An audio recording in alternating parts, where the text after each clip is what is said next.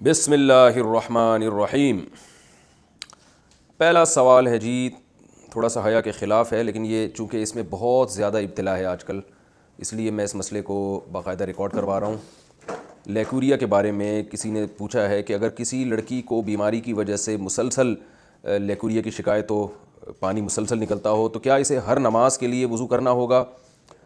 اور وہ پانی اگر کپڑوں پہ لگ جائے تو کیا کپڑے چینج کرنے ہوں گے؟ کیا ہوگا؟ نیز اگر فجر کے لیے وضو کیا تو کیا اسی وضو سے اشراق اور چاش کی نماز پڑھی جا سکتی ہے؟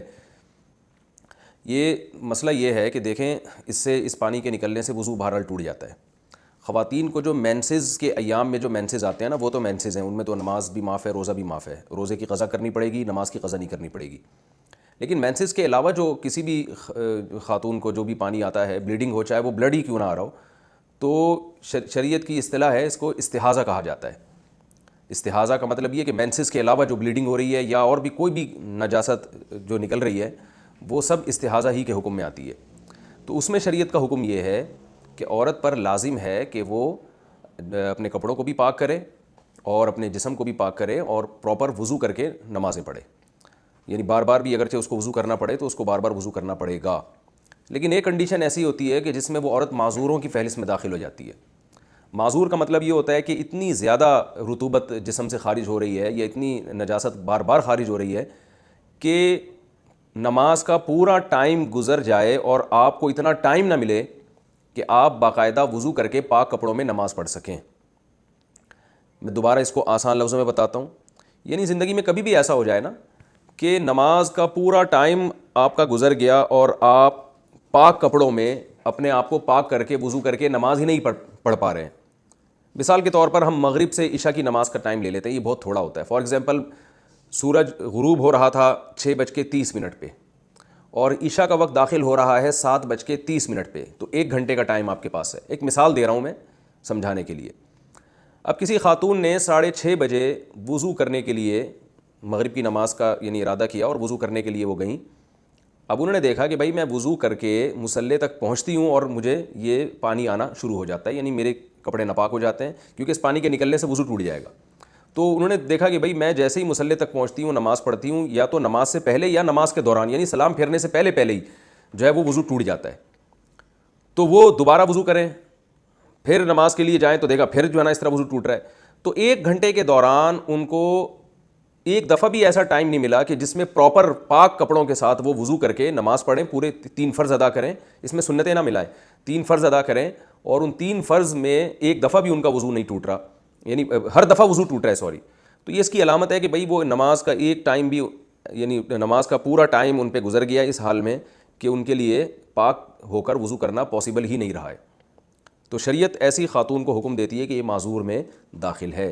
تو ایک ٹائم بھی نماز کا اگر اس حالت میں گزر گیا، جیسے مغرب کا ٹائم بہت تھوڑا ہوتا ہے، کسی نے تجربہ کر کے دیکھا بھائی 6:30 سے لے کر 7:30 تک 1 گھنٹے کا ٹائم ہے نماز کا، اس میں نماز قضا ہو جائے گی، تو اس پورے ٹائم میں کسی خاتون کو یہ اندازہ ہو گیا، یہ یعنی اندازہ لگانے کے لیے یاد رکھیں، یہ ضروری نہیں ہے کہ پریکٹیکل کریں بھی وہ، یعنی بار بار جائیں وضو کریں، ایسا کر لیں کہ ایک دفعہ وضو کر کے پوری نماز پڑھ کے دیکھیں کہ اس میں ٹائم کتنا لگتا ہے، تو اس ٹائم سے ان کو اندازہ ہو جائے گا کہ اس ٹائم کے اندر دوبارہ میرا وضو ٹوٹ رہا ہے کہ نہیں ٹوٹ رہا۔ تو اگر دوبارہ اسی ٹائم کے اندر وضو ٹوٹ رہا ہے تو یہ اس کی علامت ہوگی کہ بھئی آپ پورا ٹائم بھی پاک ہو کے نماز نہیں پڑھ سکتی، لہٰذا ایسی کنڈیشن میں آپ شریعت میں معذوروں کی فہرست میں داخل ہو جائیں گی۔ تو آپ پر پھر یہ شریعت یہ حکم دیتی ہے کہ جب ایک دفعہ بھی ایسا ہو جائے تو اب ایسی خاتون کے لیے پورے ٹائم کے لیے ایک دفعہ وضو کافی ہے، وہ ایک دفعہ وضو کریں، اسی سے فرائض بھی پڑھیں، سنتیں بھی پڑھیں، نوافل بھی پڑھیں۔ جب وہ ٹائم گزر جائے گا تو اگلی نماز کے لیے ان کو دوبارہ وضو کرنا پڑے گا، اور جس مرض میں وہ معذوری میں مبتلا ہوئی ہیں اس مرض کی وجہ سے یعنی اس لیکوریا کی وجہ سے وضو نہیں ٹوٹے گا۔ تو یہ مسئلہ ہے معذور کا۔ اب ایک دفعہ جب یہ ہو گیا نا، جیسے مغرب سے عشاء کے دوران تجربہ کر کے دیکھ لیا بھائی پورا ٹائم گزر جاتا ہے اور اتنی فرصت نہیں ملتی کہ پاک ہو کے نماز پڑھ سکیں، تو اب یہ نہیں کہ ہر نماز میں اتنا ٹائم گزرے، ایک نماز میں بھی جب اتنا ٹائم اتنا ٹائم گزر چکا ہے کہ آپ پاک ہو کر وضو نہیں کر سکتے، تو اب جب ایک دفعہ ایسا ہو گیا تو اب معذوروں کی فہرست میں داخل ہو گئے۔ اب ہر نماز میں آپ نے صرف ایک ہی وضو کرنا ہے اور اس سے فرائض، واجبات، سنت، نوافل جب تک ٹائم باقی ہے آپ وہ تمام نمازیں آپ اسی وضو سے پڑھتے رہیں، یعنی لیکوریا کی وجہ سے آپ کا وضو نہیں ٹوٹے گا۔ اور اس میں اب یہ بھی ضروری نہیں ہے کہ پورا ٹائم آپ کا جو ہے یعنی اسی میں لیکوریا میں گزرے، یہ ضروری نہیں ہے، بلکہ پورے ٹائم میں ایک دفعہ بھی اگر بلیڈنگ ہو گئی ہے، پورے ٹائم میں ایک دفعہ بھی اگر نجاست اس یعنی خارج ہو گئی، وہی والی نجاست جس میں بیماری ہے، یعنی یہ نہیں کہ اگر کسی پیشاب کر لیا یا کوئی اور طرح سے اگر وضو ٹوٹ گیا پھر تو ٹوٹ جائے گا وضو، اس بیماری کی وجہ سے وضو نہیں ٹوٹے گا. تو پورے ٹائم میں اگر ایک دفعہ بھی ایسا ہو گیا کہ یعنی وہ عذر لاحق ہوا اور ایک دفعہ بھی ایسا ہو گیا تو یہ خاتون معذور ہی رہے گی. یعنی پہلی دفعہ میں تو یہ ضروری ہے کہ پورا ٹائم گزر جائے اور پاک نہ ہو سکیں. اگلی دفعہ میں یہ ضروری نہیں ہے کہ پورا ٹائم گزر جائے، بلکہ پورے ٹائم میں ایک دفعہ بھی اگر بلیڈنگ ہوئی تو بھی وہ معذوروں میں ہی داخل رہیں گی. اب معذوروں سے صحت مند لوگوں کی فہرست میں آنے کے لیے یہ ہوگا کہ پورے ٹائم میں ایک دفعہ بھی بلیڈنگ نہ ہو. یعنی آسان لفظوں میں یوں بتاتا ہوں کہ معذوروں کی فہرست میں داخل ہونے کے لیے تو شرائط مشکل ہیں. پورے ٹائم گزر جائے، آپ کو وضو اور نماز آپ مکمل نہ کر سکیں پاکی کی حالت میں. کسی بھی ایک نماز کا جب پورا ٹائم گزرے گا اس طرح سے تو آپ معذوروں کی فہرست میں داخل ہو جائیں گے. لیکن معذوروں کی فہرست میں داخل ہونے کے بعد پھر اس فہرست میں باقی رہنے کی شرائط بہت آسان ہے.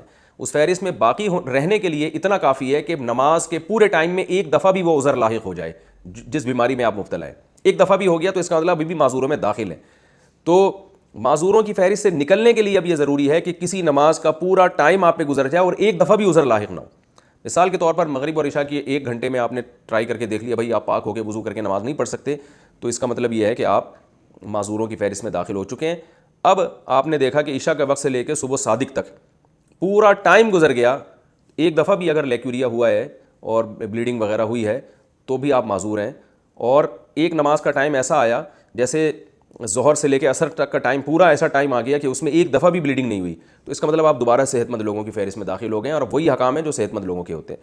تو یہ جو میں نے مسئلہ بیان کیا یہ صرف لیکوریا کی مریض خواتین کا نہیں ہے، بلکہ ہر وہ شخص جو معذور ہو، چاہے مرد ہو یا عورت.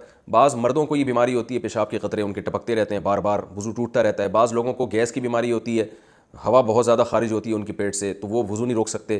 بعض لوگوں کو کوئی زخم ہے جس میں پیپ پڑ گئی اور وہ پیپ نکل کے بہتی رہتی ہے. تو سب کا یہی حکم ہے کہ پورے ٹائم میں اگر ایک دفعہ بھی آپ کو ٹائم نہیں ملا پاک ہو کے وضو کرنے کا تو اب آپ معذوروں میں فہرست میں داخل ہو گئے. اب ہر نماز کے لیے بس ایک وضو کیا کریں، اور وہ جو عذر آپ کو لاحق ہوا ہے جیسے کوئی زخم ہے جس سے پیپ نکلتی رہتی ہے یا کوئی جو ہے پیشاب کے قطرے نکلتے رہتے ہیں کسی کو، تو اس عذر سے پھر اس کا وضو نہیں ٹوٹے گا. پورے ٹائم کے لیے ایک وضو کافی ہے. اور ہاں کوئی نماز کا پورا ٹائم ایسے گزر گیا جس میں ایک دفعہ بھی وہ عذر لاحق نہیں ہوا تو پھر ایسا شخص یا ایسی خاتون دوبارہ صحت مند لوگوں کی فہرست میں داخل ہو جائیں گی. میرا خیال ہے سمجھ میں آ جانا چاہیے. اتنی تفصیل کے بعد پھر بھی نہ آئے تو یہ جو ہے پھر بھی نہ آئے تو پھر دوبارہ اس کو سمجھنے کی کوشش کریں. اور میں کیا کہہ سکتا ہوں.